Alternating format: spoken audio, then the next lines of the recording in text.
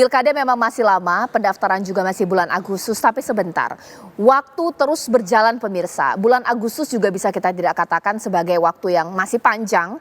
Karena sampai dengan saat ini kita hanya mendengar nama-nama yang santer dimajukan atau partai yang sudah resmi untuk mengusung calon gubernur untuk wilayah Jakarta pemirsa atau DKJ pemirsa. Tapi untuk partai-partai lainnya masih penjajakan, masih komunikasi, masih menunggu dan lain-lain. Kenapa partai politik seakan-akan masih menunggu, istilahnya wait and see, ataukah benar dengan judul saya ada kegamangan dari partai politik tersebut? Itu yang akan saya bahas di Apa Kabar Indonesia malam hari ini. Di Studio TV One, pengamat komunikasi politik kita Bang Henry Satrio sudah bersama saya di sini. Selamat malam, assalamualaikum. Waalaikumsalam warahmatullahi wabarakatuh, Caca. Waalaikumsalam. Dan saya juga akan menyapa tiga narasumber saya yang tersambung lewat sambungan Zoom, mewakili PDIP Mas Seno Baskoro, bahkan juga mewakili PKB Bang Daniel Johan, dan mewakili PKS ada Mas Iqbal. Selamat malam, assalamualaikum warahmatullahi wabarakatuh semuanya.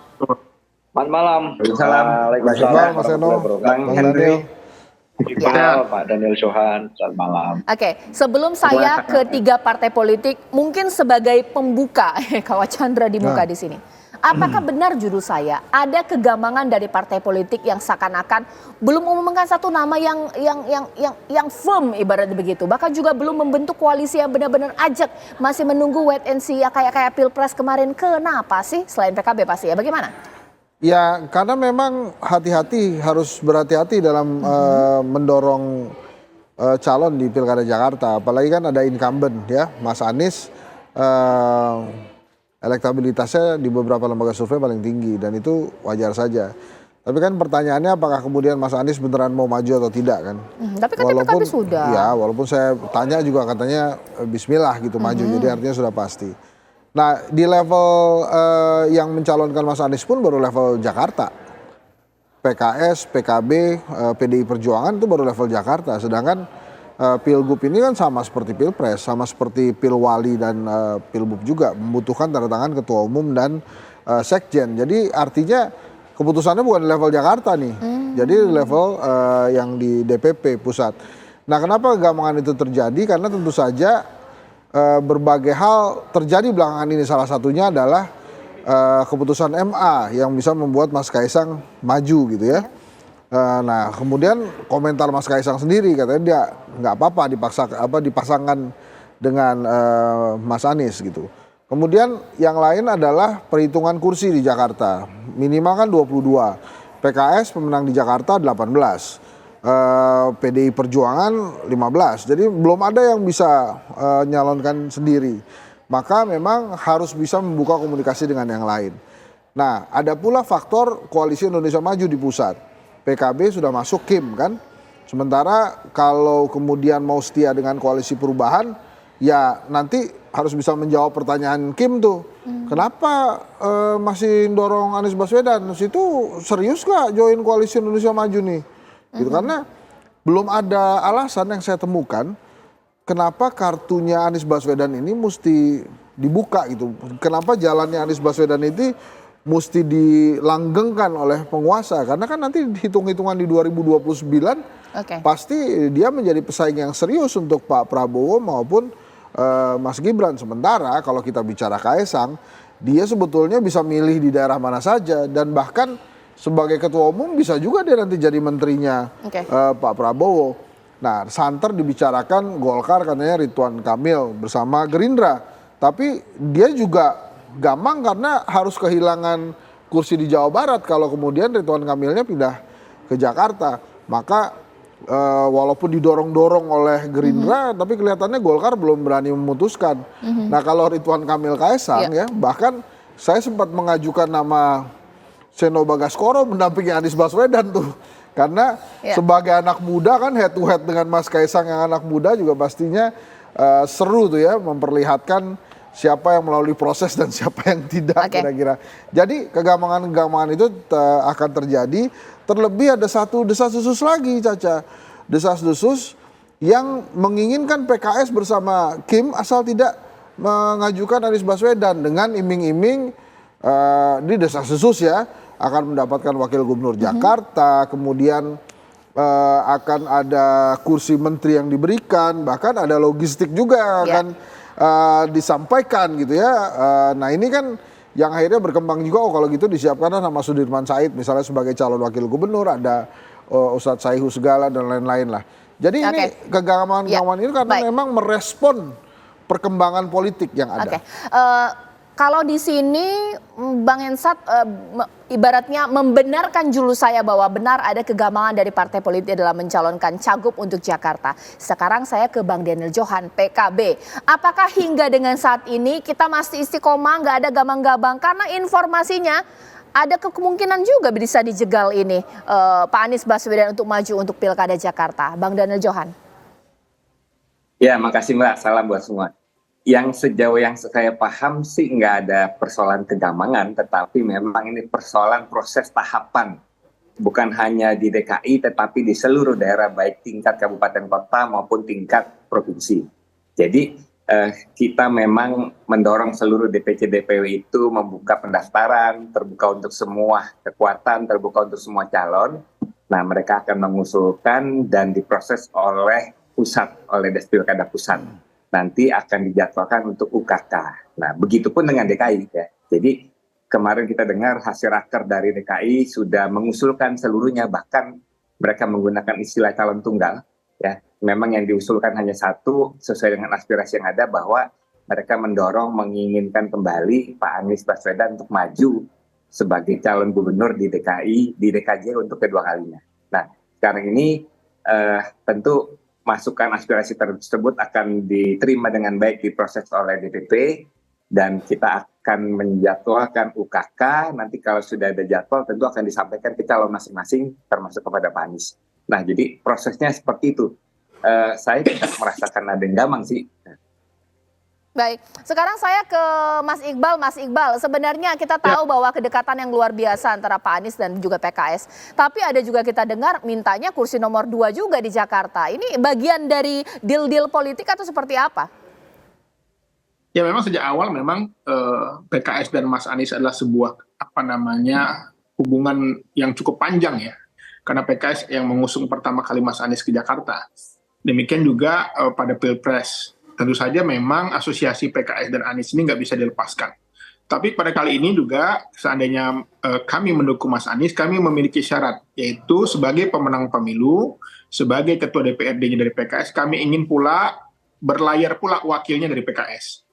Kalau bisa Mas Anies mengganding wakil PKS. Itu yang menjadi salah satu syarat bagi PKS jika ikut nanti satu hari akan mendukung Mas Anies Baswedan. Dan ini tentu saja harapan kami, karena sejak lama kader-kader PKS ini sudah berjuang buat Mas Anies ya, buat Jakarta. Tentu saja kami punya kaderisasi sistem yang tentu saja ingin juga mendapat kesempatan untuk menjadi pemimpin di level Jakarta. Jadi bagi kami ini semuanya masih dinamis, masih terbuka. Usulan dari DPW PKS Jakarta masih kita kaji, dan tentu saja kami berharap juga dukungan dari partai-partai lain agar Mas Anies bisa kembali menjadi gubernur DKI Jakarta. Oke, kalau dari PDIP seperti apa Mas Seno? Kalau PKS sudah mengunci langkah Pak Anies kalau mau didukung oleh PKS, posisi orang nomor 2 di Jakarta untuk PKS. Tapi katanya PDIP juga menginginkan hal yang serupa, rumit juga ya. Ini bagaimana Mas Seno? Ya, satu, saya sepakat dengan Pak Daniel Johan tadi bahwa konsep yang terjadi pada hari ini itu adalah berada pada tahapan pendengaran usulan, adanya penjaringan lalu penyaringan. Usulan-usulan, masukan, aspirasi semuanya kami dengar dan kami proses, tidak hanya di Jakarta tentu saja, di berbagai daerah lain menjadi perhatian kami, terutama di Jakarta. Kami sadar betul bahwa Jakarta ini etalase kepemimpinan nasional. Dan dari tahun ke tahun, siapapun yang terpilih menjadi gubernur atau wakil gubernur di Jakarta punya potensi yang sangat besar secara elektabilitas, secara exposure, untuk kemudian menjadi calon presiden atau wakil presiden di pemilu selanjutnya. Maka Jakarta sampai hari ini, meskipun status ibu kota itu sudah berpindah, tetapi secara epicentrum kekuasaan politik maupun ekonomi masih menjadi daerah yang sangat seksi. Maka seluruh masukan, aspirasi, pendapat, usulan yang hari ini kami dengarkan, itu kami dengarkan dengan baik-baik. Nah, konsep usulan ini kan siapa saja bisa mengusulkan, dan kemudian siapa saja nama itu bisa muncul. Kalau dari bawah memang ada nama Mas Anies yang terjaring bersama dengan 9 nama yang lain, termasuk kader-kader internal yang diusulkan DPD DKI. Tapi di antara masyarakat, masukan dari lembaga survei, dari para pakar, dari perbincangan di media, itu kan juga berbagai macam nama masuk, dan kami nggak bisa tentu saja melarang itu. Mas Anies bisa muncul, bahkan kemarin saya ikut mendengarkan juga itu ada yang mengusulkan bikin poster Bambang Pamungkas dan Henry Satrio. Nah, nama-nama semacam ini kan hari ini inilah indahnya demokrasi, Mbak Caca. Semuanya bisa muncul dan bisa kami pertimbangkan, tapi kenapa kami tidak mau tergesa-gesa? Kami menganggap pemilu ini sebagai sesuatu yang penting, sebagai bagian dari pertanggungjawaban partai kepada rakyat, maka tidak bisa diambil langkah-langkah yang terburu-buru hanya untuk memuluskan kemudian ambisi kelompok-kelompok tertentu, orang-orang tertentu, lalu kami kemudian didorong untuk melakukan langkah-langkah yang tergesa-gesa. Saya rasa PDI Perjuangan melakukan fit and proper test, mekanisme demokrasi, dan termasuk Mas Anies sendiri, saya rasa sangat memahami apa yang hari ini sedang kami lakukan dengan mekanisme partai yang berlangsung. Saya rasa itu, Mbak Caca. Ya, nanti saat lagi saya akan tanya kepada Bang Hensat, sebenarnya kalau dari analisis Bang Hensat, di masa menunggu ini, apa sih yang terjadi? Karena pastinya partai politik ini akan berpikir ulang untuk bagaimana menang, dan kalau menang, peluang mereka untuk kekuasaan juga besar sesaat lagi.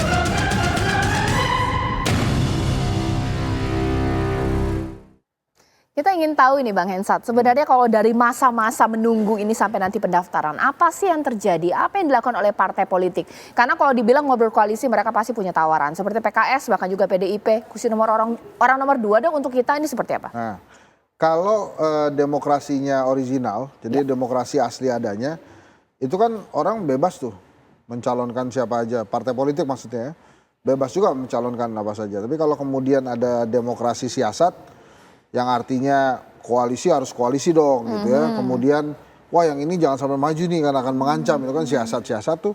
Maka yang akan dihitung sampai pendaftarannya itu terus gitu. Misalnya Anies Baswedan ini elektabilitas tinggi. Kira-kira kalau dia dapat jalan menjadi gubernur, menang, ini kira-kira dia gimana nih sama pemerintah pusat? Akan ikut atau oposisi atau bagaimana gitu kan? Terus nanti kira-kira 2029 akan mengancam incumbent nggak? Dia akan maju atau tidak? Atau misalnya nggak apa-apa nanti 2029 dia jadi wakilnya Prabowo gitu misalnya. Jadi hitungan-hitungan itu yang terus dijaga. Sama misalnya dengan PKS misalnya. Kan sudah dihitung tuh tadi tuh. Ini kita maunya kader sendiri nih yang maju. Cuma kalau secara kasat mata kan kita lihat PKS dan Anies itu kan satu gerbong lah ya. Kalau Aniesnya sudah PKS, terus wakilnya dari PKS kan nggak nambah nih suaranya. Bisa jadi kemudian ada proses lobby, Mas Anies jadi kader PKS aja deh. Supaya misalnya wakilnya bisa dari PDI Perjuangan gitu misalnya ya. Atau kemudian PKB dapat sekdanya, gitu-gitu kira-kira. Nah mungkin sekarang saya langsung ke Mas Iqbal. Kan nggak harus juga lah, ibaratnya ada win-win solution lah ya. Masa langsung dikunci saja, kalau nggak orang nomor 2 nggak mau PKS gitu. Mengingat ada kedekatan, bisa nggak sih dikaderkan saja Pak Anies? Nanti untuk posisi orang nomor 2-nya boleh ke PDIP. Ini seperti apa? Mas Ya, saya kira memang kita ingin bagaimana kepemimpinan Mas Anies ini ke depan adalah kepemimpinan berkelanjutan ya. Karena ketua DPRD-nya PKS, tentu saja kalau Mas Anies yang kita usung tentu saja akan lebih klop ya. Tetapi kita juga tidak ingin Mas Anies ini juga nanti ada seperti seorang gubernur ya, yang dia maju wali kota dari partai A, nantinya nyalon gubernur dari partai B, lalu pindah lagi ya. Itu tentu saja menjadi salah satu track record buruk bagi kepala daerah yang selama ini kita lihat. Jadi kita melihat kalau ingin bergabung ke PKS, kami sangat welcome sekali ya menjadi pengurus, menjadi anggota partai ya. Tetapi kami juga tetap ingin kepemimpinan Mas Anies ini bukan hanya sekedar karena ingin maju, tapi juga sebagai kader yang akan mengawal, menjaga partai ini ke depan. Karena saat ini banyak pengorbanan yang sudah diberikan PKS kepada Mas Anies di dalam mengusung presiden, ya di dalam gubernur DKI, ya, dan kami bahkan ketika Anies Sandi maju, kami bersedia mendukung, ya hanya menjadi ketua tim sukses. Itu juga menjadi salah satu poin penting bagaimana saat ini adalah momen. Dan kami meyakini kalau Mas Anies bergabung, menggandeng wakil PKS, justru kekuatan kadernya semakin solid, semakin kompak. Oke. Karena apa? Karena ibarat Liga, Mas Anies ini sudah main di Liga 1. Nah, dia kan pemilihan provinsi gubernur itu Liga 2. Artinya kalau orang pemain Liga 1 main di Liga 2, tentu saja menangnya lebih mudah. Oke, Mas Eno, saya nggak tahu ya, ini karena pasti menunggu keputusan dari partai khususnya Ibu Mega kalau PDIP. Tapi jikalau PDIP kalau mau berkoalisi dengan PKS untuk mengusung Pak Anies, minta posisi orang nomor 2, apa nggak kelewatan? Kalau yang dibilang paling berhak, punya jasa lebih besar, yang harusnya minta itu ya PKS gitu. Kalau misalnya PDIP ya gabung-gabung saja. Begitu kalau logikanya? Ya, pada dasarnya politik kerjasama yang kami lakukan di dalam pilkada, berbagai tempat pilkada yang sudah kami lalui selama ini, itu poin utamanya pesan yang disampaikan Ketua Umum adalah siapapun yang maju harus membawa kebaikan bagi daerah itu dengan terus melakukan bonding dan melakukan prestasi bagi rakyatnya. Dan kalau bicara konteks DKJ secara khusus, itu kita punya berbagai macam nama-nama kader yang bisa dianggap menarik juga secara elektabilitas maupun secara akseptabilitas. Ada Pak Ahok di situ, ada kemarin yang dideklarasikan di Rakernas ada Pak Andika, ada Pak Basuki Hadi Mulyono, kemudian bahkan ada misalnya Pak Prasetyo Edy, ada mungkin anggota Dewan yang sudah 3 kali terpilih Pak Charles Honoris. Banyak sekali nama-nama kader internal PDI Perjuangan yang di daerah Jakarta itu sudah mengakar kuat dan punya elektabilitas dan popularitas. Dan ini punya jaringan tersendiri yang itu kemudian mengakar di dalam memori kolektif masyarakat Jakarta. Nah, nama-nama ini tentu sebagai partai kami berkepentingan untuk mendorong, karena itulah fungsi partai politik. Merekrut masyarakat, melatih di dalam partai melalui penugasan dan kaderisasi, kemudian mendorong untuk mendapat jabatan publik. Nah, jadi saya kira logikanya sederhana. Kalau nama-nama itu kemudian memungkinkan untuk diadu, kenapa tidak? Why not? Saya rasa itu. Nah, Bang Daniel Johan, dari PKS bahkan PDIP ini kan punya tawaran yang kuat. PDIP punya calon lain, kalau tidak mencalonkan Anies Baswedan tidak masalah, mereka pun punya kader lain. Sementara PKS, perjuangan kita untuk Pak Anies waktu Pilpres kemarin luar biasa. Untuk PKB seberapa kuat selain mengusung yang pertama ya? Ini seperti apa? Iya, kan sudah dijelaskan pada saat deklarasi kan oleh DPW bahwa posisi PKB itu terbuka kepada semua partai, termasuk terbuka terhadap usulan sebagai wakil. Nah, nanti usulan tersebut ya kita musyawarahkan bersama, tentu dengan calonnya langsung dengan Pak Anies ya. Jadi nggak masalah misalkan dengan PDIP ada usulan wakil siapa, dari PKS usulan wakil siapa, PKB sangat terbuka dan menyambut dengan baik. Nah, yang paling penting adalah kita memastikan dulu nih dukungannya, sehingga karena kalau PKB sendiri kan juga belum bisa maju, jumlah kursinya yang kita butuhkan 22. Nah, sehingga kalau misalkan bersama PKS itu menjadi firm, dan ataupun bersama PDIP menjadi firm. Apalagi kalau misalkan tiga-tiga bisa maju bersama kan. Oke, kalau Bang Hensa sendiri terpikir sosok pendamping Pak Anies hingga dengan saat ini apa sih? Mungkin dari PKB, mungkin juga dari PDIP, mungkin juga dari PKS. Idealnya memang sebetulnya dari PDI Perjuangan kalau memang mau mendapatkan suara tambahan yang banyak ya. Karena PKB kan duluan dan kemudian terimbas paling besar tuh kotel efek dari Mas Aniesnya besar sekali. Dapat 2 kursi di DPR, kemudian tambahan kursinya 2 kali lipat di Jakarta. Kalau dari PKB? PKB banyak terima kotel efek, nanti kita tanya kepada Pak Daniel Johan. Kalau dari PKS? PKS kan naiknya banyak, sekarang menang dia. Sebagai pemenang pemilu legislatif di Jakarta, makanya calon ketua DPR kan nantinya dari PKS. Sebetulnya ini Mbak, yang perlu ditanyakan juga, misalnya PKB ya, itu nanti gimana tuh dengan Kimnya? Oke nggak tuh Kim tuh kalau kemudian PKB mau dorong Mas Anies gitu, ntar dianggapnya nggak serius masuk koalisinya kan. Nah, itu juga menarik, Bang Daniel Johan ini seperti apa? Istilahnya saya nggak bilang politik 2 kaki ya. Kalau nanti memang nanti dipikirkan ke arah sana, Kim minta seperti itu. Jadi kalian konsisten mengusung pusat atau main di Jakarta ini seperti apa Bang Daniel Johan? Ini hostnya Mbak Caca apa Bang Hendri? Berdua, kombinasi. Host dan co-host, boleh dijawab. Ya, makasih. Ya sejauh ini sih oke-oke aja ya, karena gini, sejauh ini seluruh partai memahami bahwa hubungan Pilpres itu berbeda dan agak sulit kalau digaris luruskan atau dilinearkan dengan persoalan pilkada di tingkat kabupaten kota maupun di tingkat provinsi. Karena faktanya selama ini seluruh partai itu variannya sangat banyak dan lintas partai. Artinya misalkan dari presiden terpilih pun partainya Gerindra. Dia di beberapa daerah juga join dengan PDP, join dengan PKS, termasuk PKB, termasuk PDP.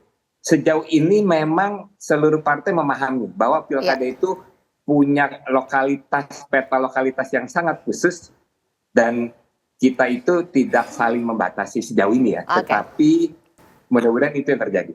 Ya, saat lagi nanti saya akan tanyakan kepada semua narasumber saya ketika ada kegambangan dari partai politik untuk menimbang, berhitung, dan memikirkan langkah supaya tidak salah langkah pemirsa. Kemungkinan untuk Pilkada Jakarta akan diramaikan oleh 2 paslon atau 3 paslon sesaat lagi.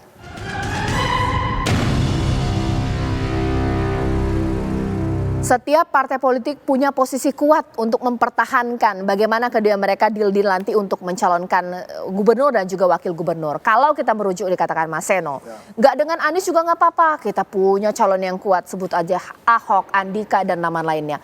Mungkin nggak sih untuk Pilkada Jakarta akan ada 3 paslon? Kalau menurut saya berat ya, ada 3 pasangan calon tuh. Kecuali ada keajaiban politik lah. Justru malah saya ngelihat bisa jadi kalau nggak 2 pasang ya 1 pasang. 1 pasang calon lawan kota kosong gitu maksudnya. Itu malah bisa terjadi. PDI Perjuangan ini menurut saya posisinya sama seperti Anies Baswedan. Dipertimbangkan untuk nggak bisa ngapa-ngapain gitu. Jadi Anies Baswedan yang nggak bisa nyalon. Kalau PDI Perjuangan ini dipertimbangkan secara politik untuk tidak bisa mengusung calon sendiri gitu. Jadi nasibnya bareng nih, makanya banyak yang menduga Anies nih bakal sama PDI Perjuangan karena nasibnya sama. Kalau PKS? Nah kalau PKS ini ternyata masih ada harapan buat rezim untuk bisa berdiskusi. Jadi masih bisa diajak ngomong nih si PKS ini. Maka mungkin di Pilkada Jakarta mereka mungkin juga bisa bersatu atau berkoalisi dengan partai politik lain. Maksudnya PKS tidak bersama dengan Anies untuk Jakarta, begitu mungkin nggak? Ya, sangat mungkin begitu gitu. Makanya kan ada tawaran jadi wagubnya dari PKS gitu kan. Nah, sementara itu PKB? Kalau PDI dulu nih ya, PDI ini kelihatannya PDI-nya nggak mau ngobrol sama rezimnya juga takut-takut ngobrol sama PDI kan. Jadi memang kondisinya begitu. Kalau PKB ini kan partai jago nih ya, jadi apa jago-jago maksudnya? Ya fleksibel aja coba. Hasbi Allah tuh. Saya mendukung PKS, saya mendukung Anies Baswedan. Cuma kan pasti dia mikir ya, ini gimana caranya ya supaya nggak disentil Jokowi nih PKB kan. Kami terbuka, wakilnya siapa saja, termasuk Mas Kaisang kan. Baik. Jadi dibawa-bawa juga tuh nama anak presiden biar nggak disentil-sentil kan. Posisi aman lah ya. Jadi canggih lah ini PKB. Oke, sekarang saya ke Mas Seno. Mas Seno, terlalu berlebihan lah kalau dibilang bisa mencalonkan calon sendiri. Di sini Bang Hensat mengatakan dikunci nih posisi PDIP. Mau tidak mau berkoalisi. Bahkan Anies menjadi salah satu pilihan yang paling logis untuk PDIP. Seperti apa? Ya sebenarnya semua kunci-kuncian politik yang terjadi di pemilu yang lalu itu momentum meriset landscape-nya kan pada saat pilkada. Oleh karena itu kami merasa bahwa ini adalah satu pertimbangan yang maha penting, yang super penting untuk bicara tentang bagaimana kita berposisi secara politik. Kalau misalnya memang kita dikalahkan di nasional, maka melakukan rekonsolidasinya ya harus di daerah. Itulah kenapa saya sampaikan tadi bahwa kami punya stok kok nama-nama yang cukup bagus di daerah Jakarta untuk menjadi secara elektabilitas dipertimbangkan baik sebagai gubernur atau sebagai wakil gubernur. Bukan berarti kami memaksakan harus memajukan kader sendiri atau membangun poros baru, tetapi hari ini kami juga punya roster atau list pemain-pemain potensial untuk masuk ke liga semi champion ini di Jakarta. Itu kami punya rosternya. Nah ini tinggal masalah komunikasi politik kita lakukan. Apakah persoalannya ini berada di dalam posisi gubernur atau wakil gubernur, inilah fungsi komunikasi politik yang kami lakukan hari ini. Karena secara kursi nggak bisa kita mengajukan sendiri, berbeda dengan di Sumut atau di daerah lain. Jadi hari ini tentu kami sangat realistis, dan kalau bicara survei, nama Mas Anies maupun nama Pak RK kan masih sangat tinggi hari ini. Meskipun ada Pak Ahok juga di sana ya, tapi secara metodologi kami berarah pada tinjauan ilmiah. Dan kami percaya itu. Maka hari ini komunikasi dengan siapapun sedang kita bangun dengan baik. Saya rasa itu sebenarnya maksud saya, Mbak Ya, Caca. kalau Mas Iqbal seperti apa? Benarkah kata Bang Hensat di sini bahwa sebenarnya bisa juga pisah jalan untuk kali ini Pilkada Jakarta antara Pak Anies dan juga PKS? Ya, saya kira semua masih dinamis ya, karena memang Jakarta ini adalah sebuah masih jadi ibu kota negara. Sebelum ada Kepresnya, saya kira masih daerah khusus ibu kota Jakarta. Jadi wajar saja bahwa berbagai upaya dilakukan, termasuk ingin menjegal mungkin, termasuk ingin bergabung mungkin. Kan pilihannya bergabung atau melawan kan gitu, atau bahkan menjegal kan kira gitu. Menjegal agar tidak berlayar, karena lagi-lagi PKS tidak bisa mengusung sendiri. Untuk itu memang perlu berkomunikasi, berkolaborasi.